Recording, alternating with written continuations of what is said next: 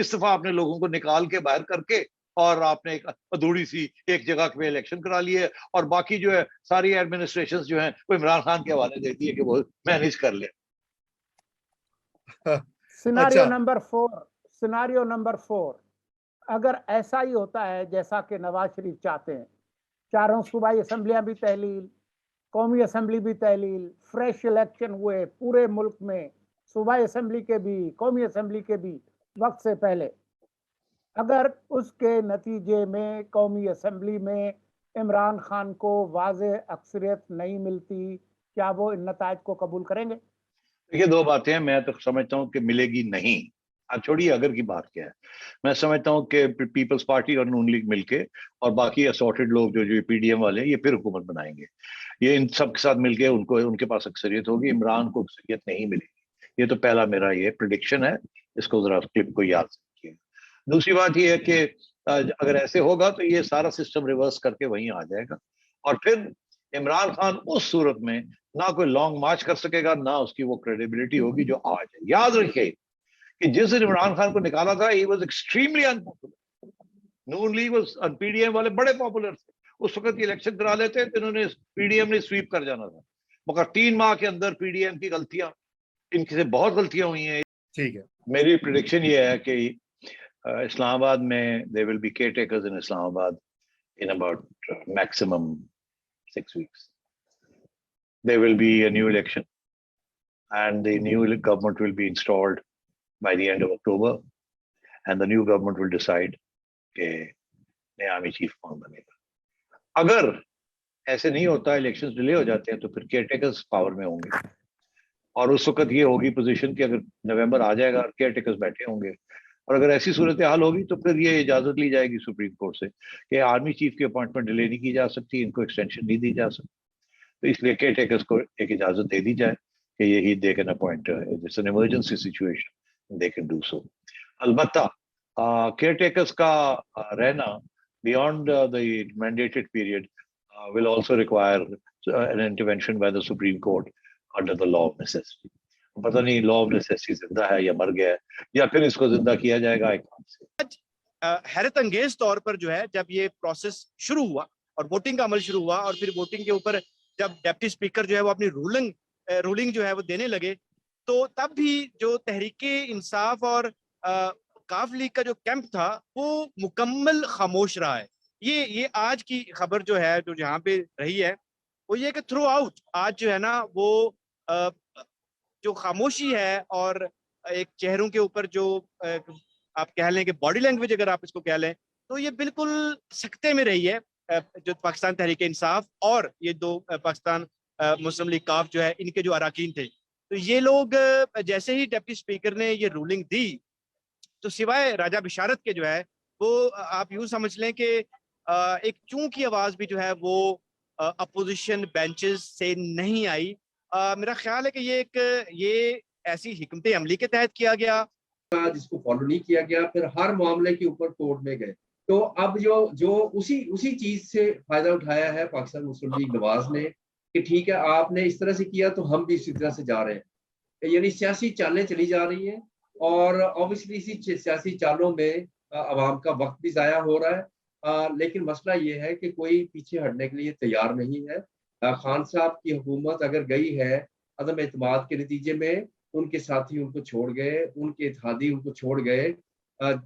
जो जॉनसन है ब्रिटेन के प्राइम मिनिस्टर, उनकी मिसाल बिल्कुल ताज़ा है और सामने है जिसमें उनके साथी उनको छोड़ गए और अब नए वज़ीर आज़म वहाँ पे बन रहे हैं।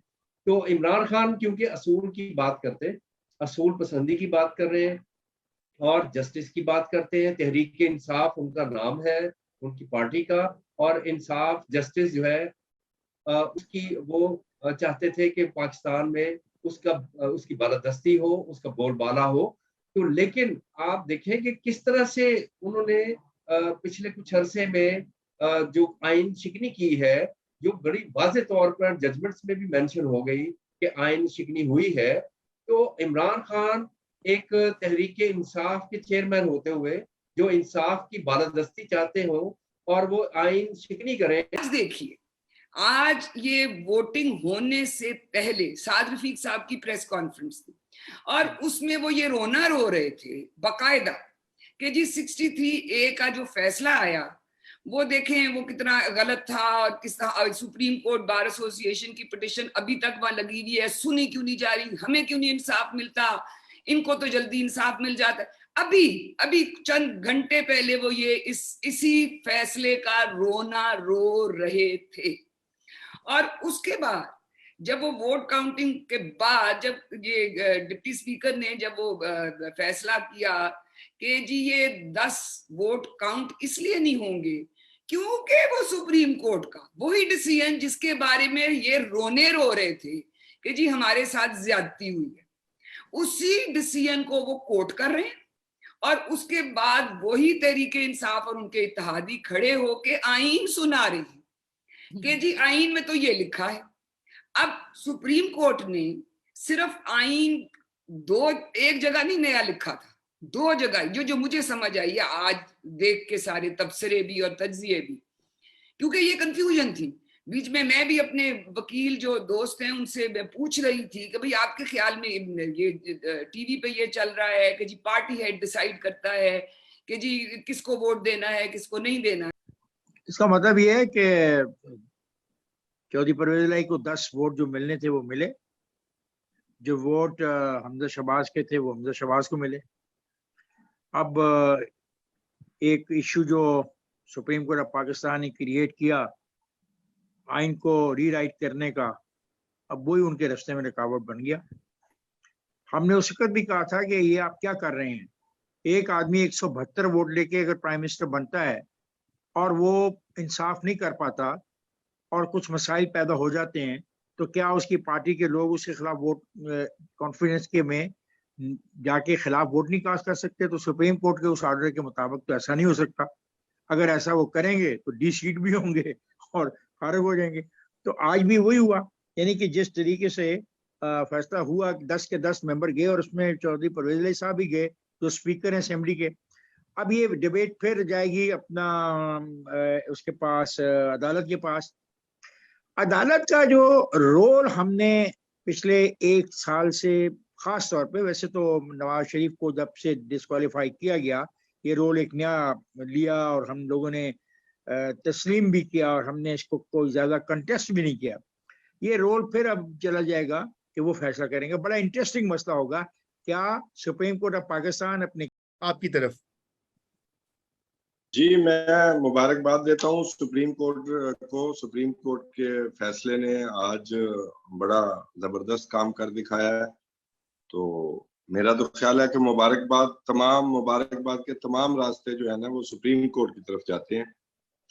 تو دیکھیں وہ کل کیا اس پہ فیصلہ کرتے ہیں۔ میرا تو خیال ہے کہ بڑی خوشی کا مقام ہے کہ یہ قوم سپریم کورٹ کے فیصلوں کو تسلیم کرتی ہے اور اس پہ منوعن عمل کرتی ہے، اور اگر کوئی سوچے تو بہت بڑا سبق بھی ہے۔ وہ ایک لاہور کی بات ہے، لاہوری زبان میں وہ کہتے ہیں درشنی پہلوان۔ آپ درشنی پہلوان کو اصل پہلوان بنا رہے ہیں پیچھے سے دھکا لگا کے کہ اپنے مفادات پورے کرنے کے لیے۔ نتائج دیکھ لیں، آپ جب آئین کے ساتھ کھیلتے ہیں تو پھر آگے جو سامنے آتا ہے وہ آج ساری دنیا نے دیکھ لیا ہے۔ اب کوئی نہ کوئی نقطہ ضرور نکلے گا، یہ بھی میں آپ کو بتا دوں۔ کئی لوگ ابھی تک سارے ہمارے کولیگز نے کہی، تمکنت نے جو بات کہی کہ واٹ این آئرنی کہ ایک پارٹی جو سپریم کورٹ کے فیصلے پر چل پڑی، جس میں یہ سب نے اعتراضات اٹھائے کہ یہ ایک ری رائٹ کر دیا گیا ہے کانسٹیٹیوشن، آج وہ کانسٹیٹیوشن پڑھ کر سنا رہی تھی۔ دوسری جانب وہ جماعت جو کہ اس وقت یہ کہہ رہی تھی کہ یہ آئین میں کہیں نہیں لکھا، وہ آج اسی سپریم کورٹ کے فیصلے کی بنا پر اپنی جیت کا جشن منا رہی ہے۔ میرے خیال میں سب سے امپورٹنٹ چیز جو یہ ہے وہ یہ ہے کہ ایک تو دیکھیں آئین کی پاسداری، ایک کانسٹیٹیوشن جس کو احمد بھی کہہ رہے تھے کہ تحریک انصاف والے سپورٹرز ہمیشہ، آپ کبھی سوشل پلیٹ فارمز پہ بھی دیکھیں تو وہ کہتے ہیں کہ یہ آئین کیا ہے، اور ایسے بہت سارے لوگ ہیں ہمارے ودن بہت سارے فیملیز اینڈ فرینڈز جن کو ہم سمجھائیں گے لیکن آئین میں یہ لکھا ہے تو کہتے ہیں آئین کیا ہے؟ ایک پیپر ہے، جب چاہو اس کو پھاڑ دو، جب چاہو اس کو بدل دو۔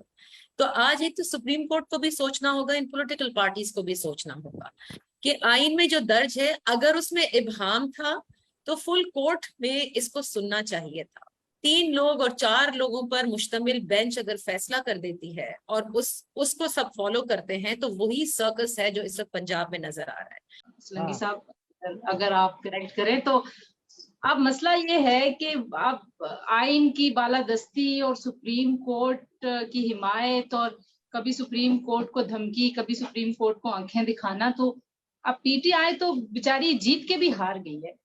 اور آئی تھنک کہ وہ جو زین قریشی والا لوگ کہہ رہے تھے شاید ان کو اپنا کینڈیڈیٹ بھی اتار دینا چاہیے تھا میدان میں، کیونکہ ظاہر ہے وہ پرایا تو پرایا ہوتا. ابھی یہاں پہ سگے اور ستیلے کی بات ہو رہی تھی، تو دوسری جماعت کے فیصلے آپ کتنی حد تک کتنے % اپنے ہاتھ میں رکھ سکتے ہیں؟ آج تو ایک یہ بھی ثابت ہو گیا.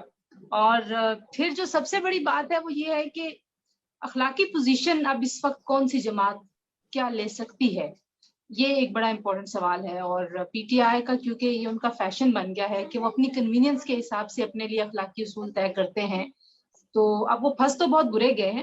لیکن میں تھوڑا سا کچھ چند گھنٹے پہلے اگر پیچھے ذرا تھوڑا سا ریوائنڈ کر کے چلیں، شہباز گل صاحب نے جو گفتگو کی تھی میڈیا پہ، وہ دیکھ کے میں بڑی پریشان ہو گئی. واضح طور پر ہم ایک سیاسی بحران کی طرف جا رہے ہیں، یا یہ آپ کہہ لیں کہ سیاسی بحران جو ہے وہ گمبھیر ہو رہا ہے. اور سب سے زیادہ افسوس کی بات یہ ہے کہ یہ سیاسی بحران اس وقت گمبھیر ہو رہا ہے جبکہ پاکستان اپنی تاریخ کے ایک بدترین معاشی بحران سے بھی گزر رہا ہے. بالکل. تو اس وقت جو ایک کنسنسس کی ضرورت تھی کہ سب سے پہلے سب سے اول وہ اس بات کو رکھتے کہ پاکستان کو اس معاشی بحران سے نکالنا ہے، اور اس کے بعد ہر چیز جو ہے وہ سیکنڈری ہوتی. تو اس وقت ہم دیکھ رہے ہیں کہ وہی ہماری جو اشرافیہ کے جو طور طریقے ہیں کہ آپس میں لڑنا اور اپنے جو سیاسی ان کے فائدے ہوتے ہیں وہ اس کو اولیت دے رہے ہیں، ابھی بھی وہ اسی کو دے رہے ہیں. دوسری چیز جو ہے میرے خیال میں ہمارے پورے پنجاب میں وہ خاندان بہت بدقسمت سمجھا جاتا ہے جو وکیلوں کے ہتھے چڑھ جائے اور پولیس اور عدالتوں کے ہتھے چڑھ جائے، اس کا کچھ بھی نہیں بچتا.